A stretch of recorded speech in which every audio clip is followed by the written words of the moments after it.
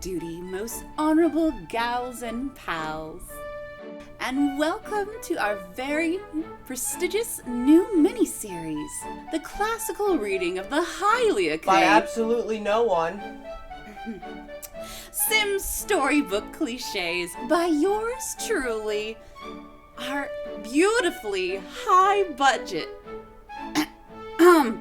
and highbrow mini-series will be narrated by the one and only Tiffany Grant, which is me, who has been said to have the narration voice of an angel. By you. Which means it's been said, doesn't it? Anyway, the Sims Storybook Cliches is a collaboration project. Thought you wrote it. I'm gonna write you out of the stuff if you don't quit. A project in which we go through the life of my book characters in the Sim world and how they interact with Jasmine's avatar. It's a harrowing tale of love, loss, mystery, and discovery, and murder. So without further ado, grab yourself some popcorn, your coziest blanket, and snuggle up, and we shall begin the theatrical reading of The Sims Storybook Cliches.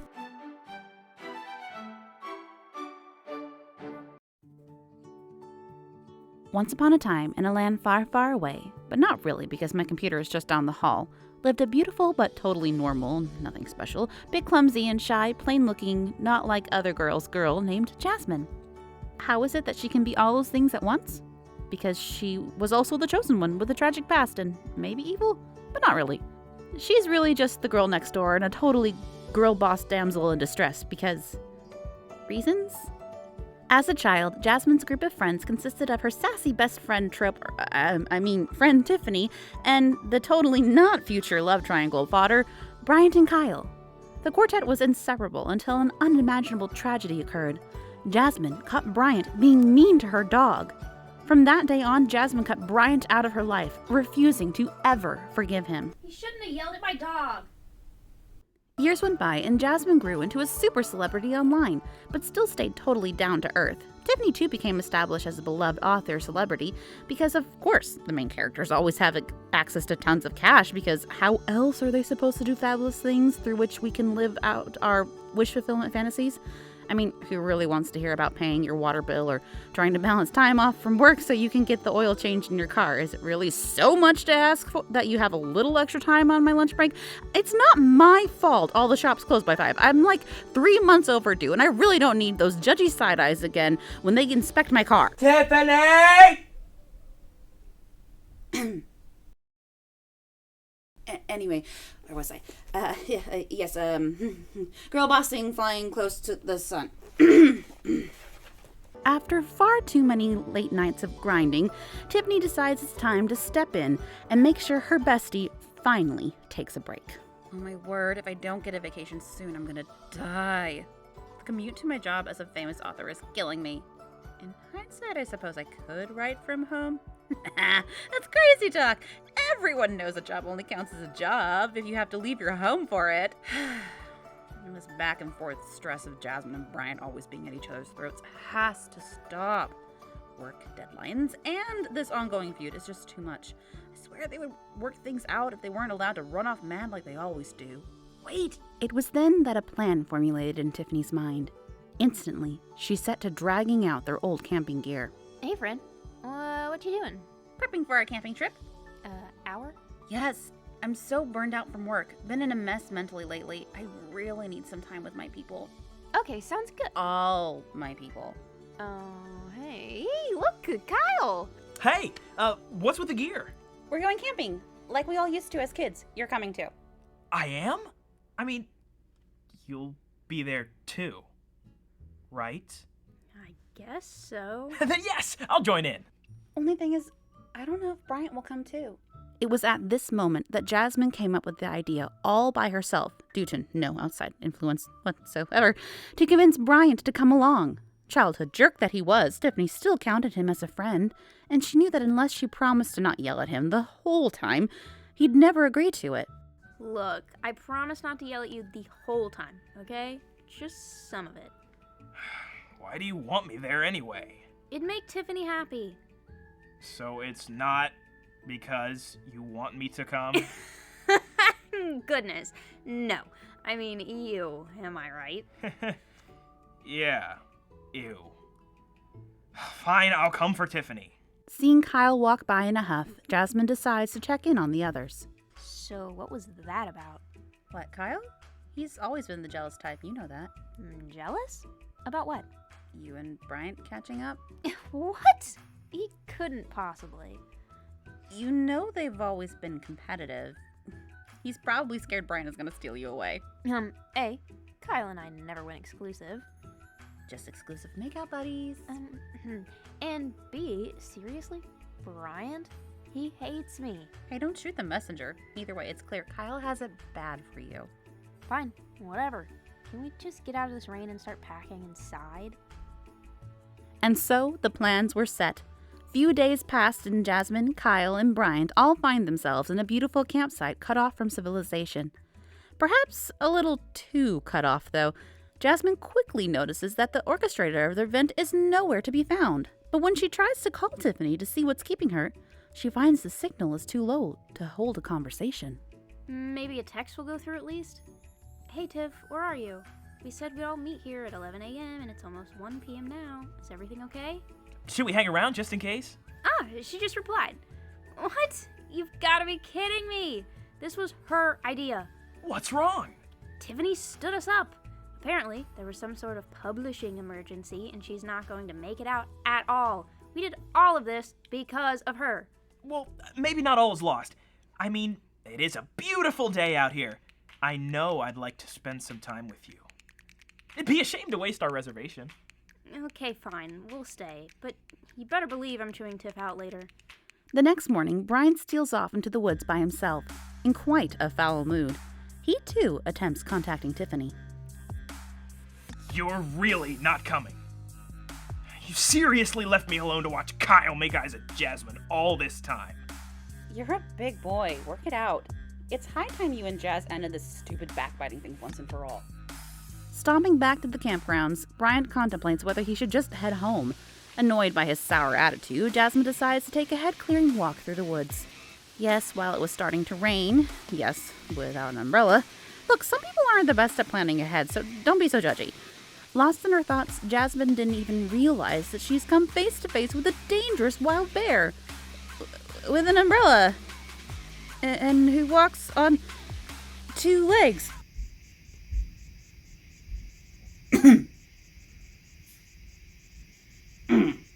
Realizing that the storm was picking up, both Kyle and Bryant grew concerned for Jasmine's welfare. Racing along the different trails of the forest, they sought to come to her aid.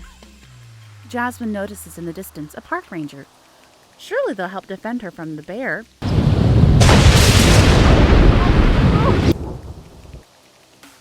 Oof, that's rough, buddy. Left with only herself to rely on, Jasmine digs down deep to her Viking blood, unlocking centuries-old tactics and know-how. She goes full Asgardian on the creature. Do I have to? Really?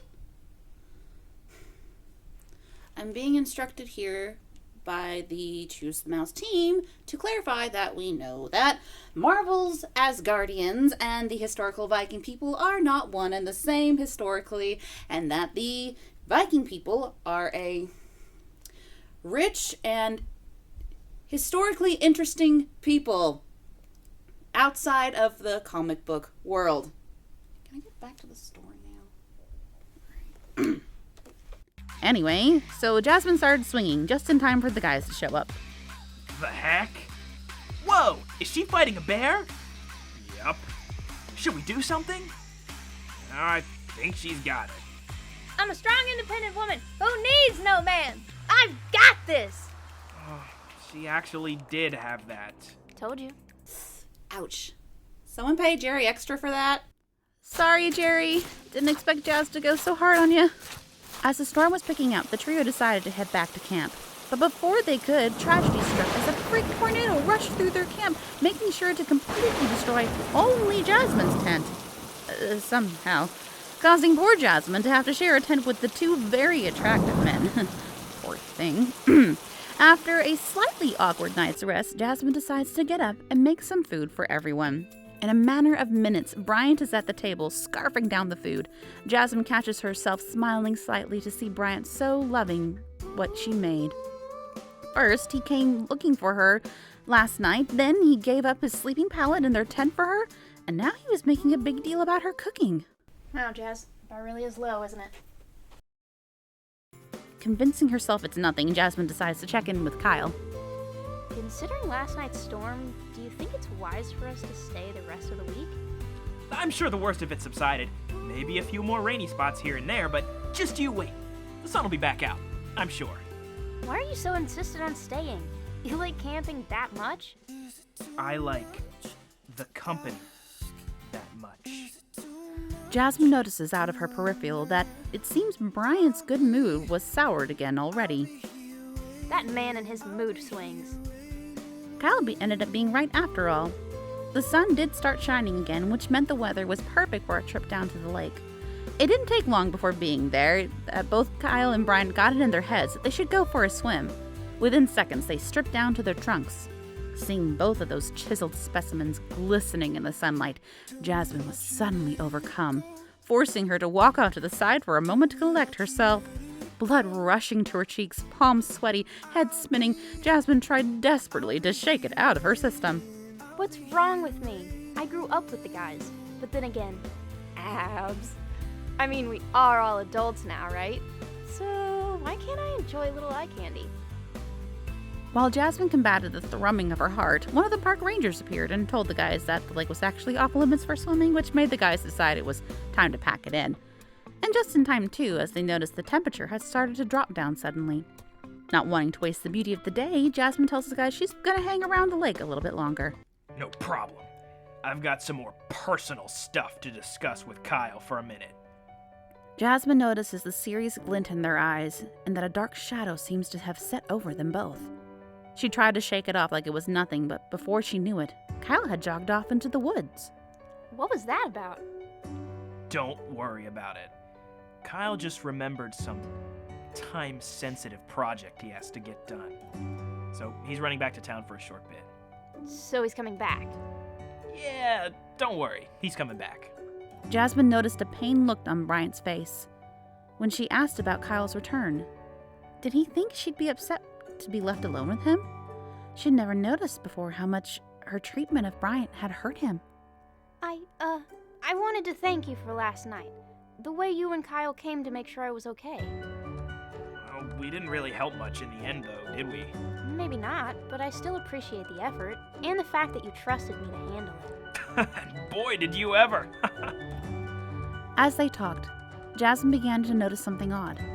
She wasn't repulsed by Bryant anymore. Stranger yet, she found she was actually starting to enjoy his company. But wait, that wasn't right. She hated Bryant, didn't she? And what about Kyle? No, she couldn't do this. She had to get away. I'm sorry, Bryant. I can't do this right now. Wait, what? Wait! As Jasmine attempted to literally run away from her problems, Bryant immediately pursued. Things were finally getting better between them. If he had somehow just screwed things up again, he wouldn't forgive himself, especially if he didn't at least try to make things right first. Catching up with Jasmine down one of the many camp trails, Bryant called out to her. Hey, what's going on? Did I say something wrong? Are you okay? Look, I don't really know what's going on with me right now, but no, for once, you didn't cause it. I'm sorry, I shouldn't have just ran off like that back there. My head's a bit of a mess right now. Can you forgive me? Of course. I know how that can be. But, Jasmine, if you need someone to talk it out with, I'm right here, okay? I can even just sit quiet and listen if you need to. Whatever you're facing, you don't have to face it alone. Not as long as I'm around. Heat rushed to Jasmine's cheeks as she shyly smiled back her agreement. It wasn't long before the pair started chatting again, falling back into old memories of their childhoods together. Time flew by before Jasmine knew it. They lay on the ground watching the sun fade from the sky, and the stars blinked into view. This was the Bryant Jasmine knew once. This was the boy who had been her best friend. She had missed this, but most of all, She had missed him. Needing time to process all the emotions raging inside, Jasmine excused herself from Bryant to go on a quiet moonlit stroll. Knowing how well she could fend for herself, they said their goodbyes, promising to meet back in the campsite later. So trapped in contemplation, Jasmine failed to notice the small flecks of snow beginning to dance lazily through the air. Flecks turning to heavy flakes with a wind that pierced the bone and made your eyes water. The cold and the long day disoriented Jasmine, and before she realized it, she was no longer on the trail. Receiving a warning from one of the park rangers that a freak blizzard was inbound, Bryant grew concerned for Jasmine's welfare. Strong and capable as she was, he recalled she had gone walking in clothing that afforded very little protection, and private time or not, the last thing he needed was for the woman that he loved to freeze to death out in the woods. Did he just think that? Love?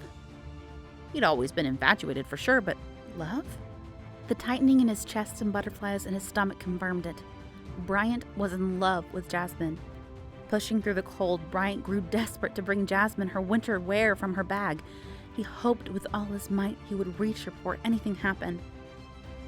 Hours later, relief floods through Bryant's body as he finally catches sight of Jasmine. Dashing to her side, he immediately throws the warmer clothes over her shivering form. Jasmine, are you okay? A little frostbitten, but I think I'll be okay now. Thank you.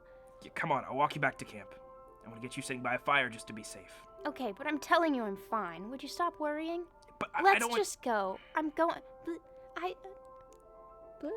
Head spinning and knees buckling, Jasmine suddenly crumpled to the ground. Will Jasmine survive? Will Bryant rescue her and profess his love? Will Kyle return from his mysterious excursion?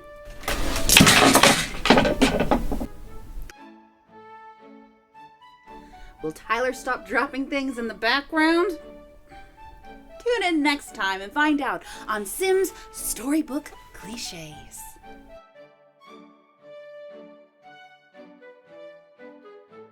Who has been sad to have the narration. Who is sad to have been Oh, wow! Who has been said to have the narration voice of an angel? That man and his mood swings. What's wrong with me? I grew up with the guys. But then again, abs. I mean, we are all adults. I didn't read that line right now. That is amazing. So, okay, look, I just gotta say, the first thing that I started to laugh at. Tyler here, saying thank you guys for watching. If you enjoyed the video, tap that like button. If not, go ahead and hit the dislike button. I'll just try not to cry myself to sleep tonight. It's fine. If you want to see more videos and help me not starve, please click subscribe. You guys rock. Much love from the Choose the Mouse team, and we'll see you next time. Peace.